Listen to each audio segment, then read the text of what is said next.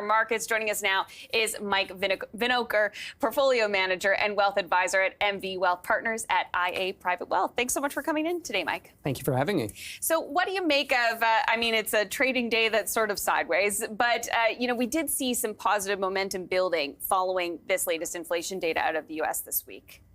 Yeah, I think it caught a lot of people off guard. It was a lot of doom and gloom everywhere. Oh my God, U.S. government shutdown, interest rates, and all of a sudden, the inflation report comes out. It's a little bit tamer. It's trending in the right direction, and the bulls come out of hibernation. Yeah, then we hear from some of these retailers, though, like Walmart today, speaking quite cautiously about what they're seeing from consumers in the past couple of weeks, though they did say that they were seeing some pickup in November. But, looking ahead, the holidays are so important for retailers. How are you viewing the sort of strength of the consumer these days? Well, I would caution anybody in taking that one data point and extrapolating it out. Walmart did report a pretty good quarter. 2 weeks doesn't a quarter make. Isn't it possible that maybe consumers are, getting excited about Black Friday deals, Christmas shopping, and maybe in the latter part of October said, you know what, we're gonna stop our spending for now, and we're gonna, leave some savings for our shopping deals, call it end of November or even to Christmas. We think the consumer's pretty good. Unemployment rate is still very low. Job openings are still very high. Price of gas is down. Interest rates on the long bonds are starting to come back down. So we're cautiously optimistic that things are still going fairly strong, at least in the U.S. And to a degree in Canada. Yeah, I was going to say, do you feel cautiously optimistic about the consumer in Canada? Because we had heard from a couple of retailers in this earnings season, pointing particularly to the markets where housing prices are high, as really weighing on consumers in those areas like Toronto and Vancouver in particular. I'm thinking of Canadian Tire and Sleep Country as two of those retailers that sort of spoke to that. So we are a little bit more concerned about Canada, simply because of the mortgage situation. It's widely known that in the U.S., most people that had a residential mortgage, and I think the number is over 90%, locked in at crazy low rates. So they're making more money, and they have not had this uptick in payments.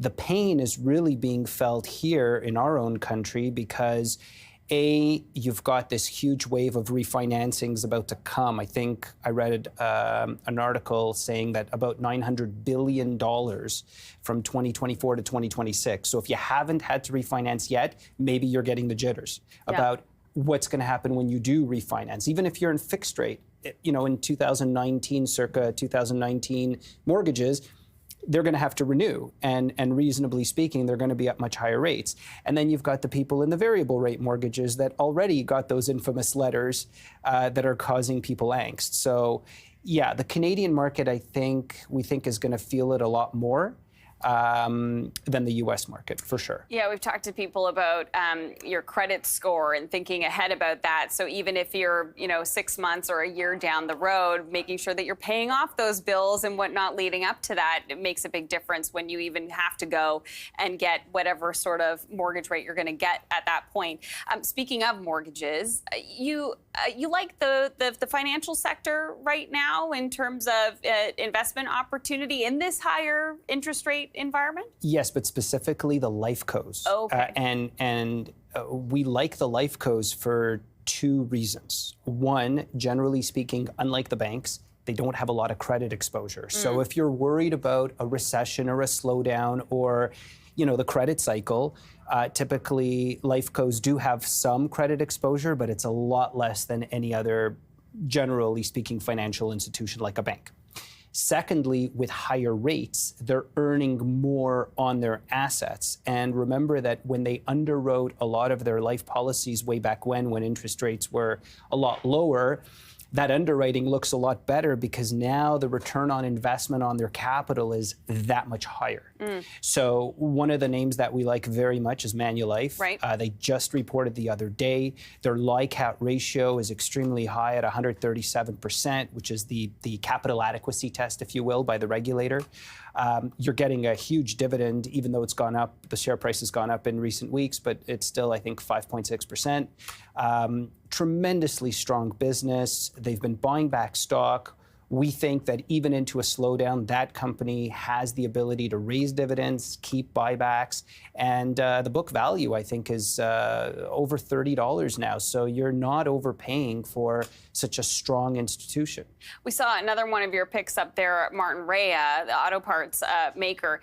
In this environment, when we've had all of these strikes in the auto sector, auto workers at the big automakers, what sort of effect could that potentially have on the auto parts makers? That's something that you're considering in the equation?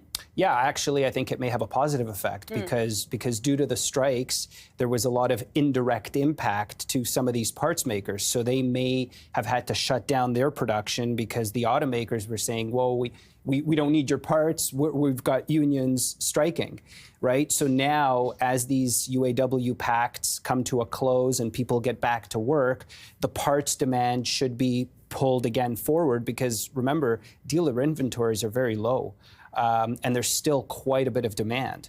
So I think that certain parts makers like Martinrea, we like it very much. They just reported their debt levels are very low. They're generating a lot of free cash flow. They're winning a lot of new programs with a whole bunch of OEMs, automakers. And we like the management team quite a bit.